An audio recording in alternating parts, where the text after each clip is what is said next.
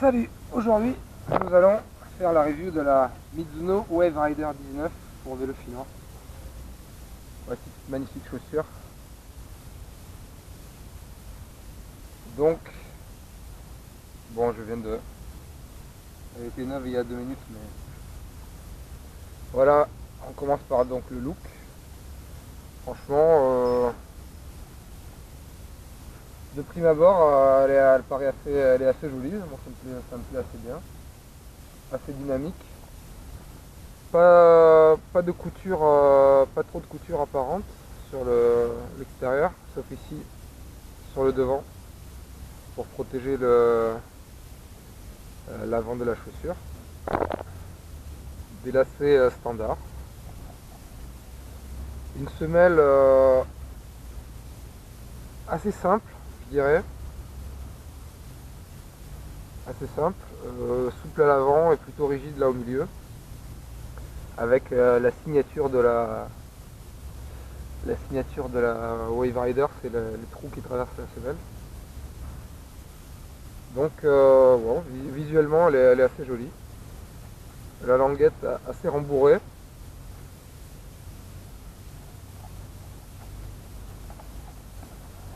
À l'intérieur, on a une semelle somme toute très simple. Et à l'intérieur avec l'intérieur, la semelle technique. Bon, rien à dire, d'assez bonne facture de prime abord. Voilà. Alors, comme autre caractéristique, donc c'est une chaussure qui a un drop de 12 mm. 12 mm, donc c'est un peu plus que ce que je suis habitué, à porter.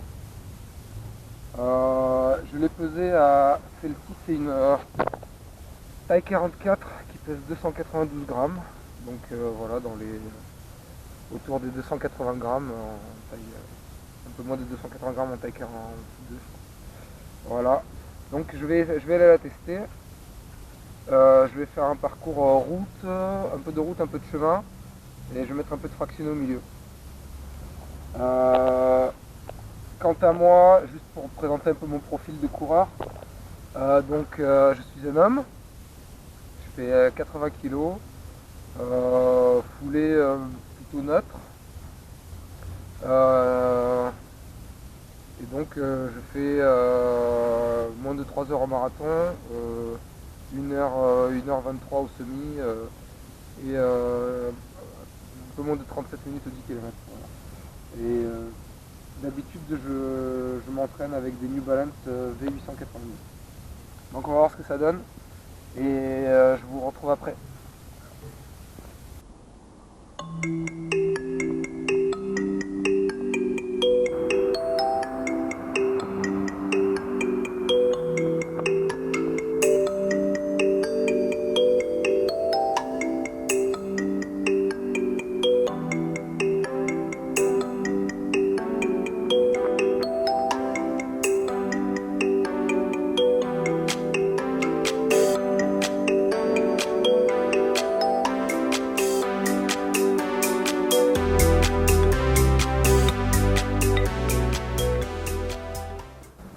Alors ça fait 3 km là que je les porte, donc premières impressions sont assez confortables. Alors l'arche du pied est très bien soutenue, peut-être même trop pour moi, je suis habitué à plus plat je pense. Donc là c'était juste de la section route goudron normal. Là je vais faire une petite section fractionnée. Et après je vais enchaîner sur une petite partie chemin pour compléter le test. Pour l'instant, seul hic niveau confort sur un de mes pieds, au niveau où la toe-box, enfin l'avant de la chaussure se plie. Je ressens une petite gêne à l'insertion de la partie des lacets. Donc à voir plus tard dans la sortie.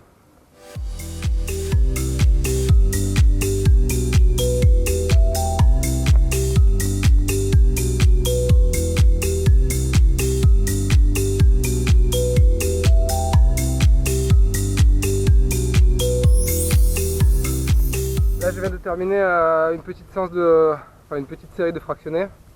Je fais 5 ou 6, 30, 30. Alors la chaussure se comporte bien, assez confortable. Le drop de 12, ça permet de... Je pense que ça permet d'avoir un pied, quand on a une bonne foulée médio-pied. Je pense que ça permet de bien atterrir entre la pointe et le milieu du pied. Alors peut-être question de sensation, je trouve limite trop d'amorti sur l'avant du pied pour quand on court vite, quand on court dans les fractionnés. Voilà. Maintenant il me reste un peu de chemin, et puis après des chemins encore plus boueux et engagés pour tester à fond ces chaussures. À toutes.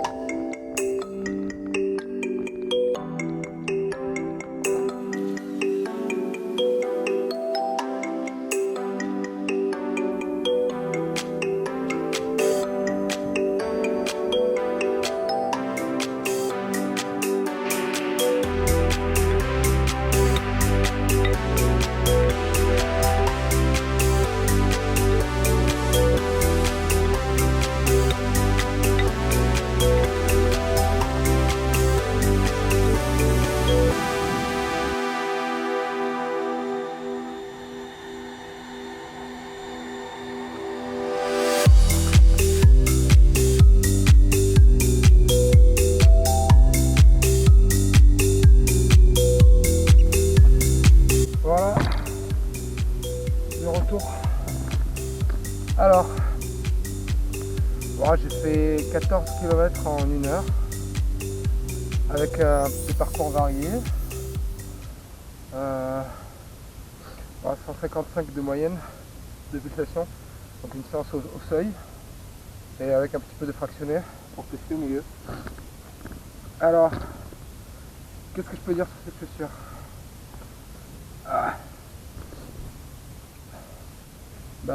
Très confortable, enfin avec un petit bémol, mais sinon j'ai trouvé l'amorti vraiment bon. Un drop de 12 mm qui est assez agréable finalement. Je suis plus habitué à du 8, mais ça m'a pas choqué. On se sent assez confortable, même sur les chemins, sur les gravillons, ça filtre assez bien. Le poids ne m'a pas dérangé non plus. Autour de 290 grammes, on peut le classer dans des chaussures confortables, des chaussures amorties assez légères. Donc moi je recommanderais pour jusqu'au semi ou marathon pour coureur de poids moyen. Je sais pas si je les prendrais pour du fractionné. Pour du fractionné, peut-être je prendrais une chaussure plus légère et avec une semelle plus fine. Voilà, mais sinon assez bonne chaussure. Une bonne accroche, malgré une semelle, un dessin de semelle qui est assez simple.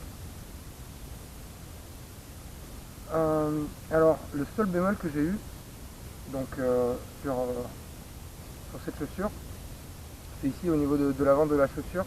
Peut-être que l'avant est un peu long pour ma morphologie. Donc ici à la pliure, quand le pied se plie, ici j'ai une petite gêne que sur un des pieds, sur mon pied gauche. Donc c'est le seul truc. J'ai senti une petite gêne ici. Bon, après c'est la première sortie. Et bon, comme d'habitude, les chaussures se font quand même plus ou moins au pied. Donc c'est le seul bémol que je trouve à dire au confort de cette chaussure. Après oui, on peut aussi parler du rapport qualité-prix. À Decathlon où je l'ai vu, elle est vendue 129 €. Donc la Mizuno Wave Rider 19. Et je pense pas que je mettrai ce prix là dans cette chaussure. Après c'est à Decathlon qu'elle est à ce prix là. sur le net, on la trouve entre, je crois entre 66 et 80 euros. Je vous mettrai quelques liens à Amazon dans la description de la vidéo.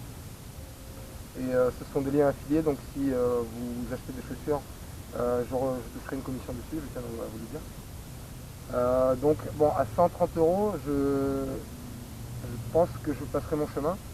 Mais dans les 70-80 euros, c'est vraiment un bon choix pour une chaussure assez polyvalente et assez légère. Puis elle a un look sympa. Alors il me semble que depuis octobre, il y a la Wave Rider 20 qui va commencer à arriver. Donc bon, si j'arrive à mettre les mains dessus, je l'essaierai aussi.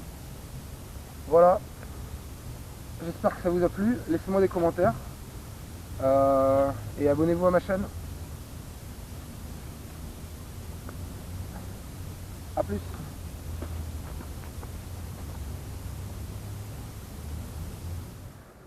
J'ai oublié de donner une notation en étoiles, donc je mettrai 4 étoiles sur 5 à cette chaussure. Voilà, à plus.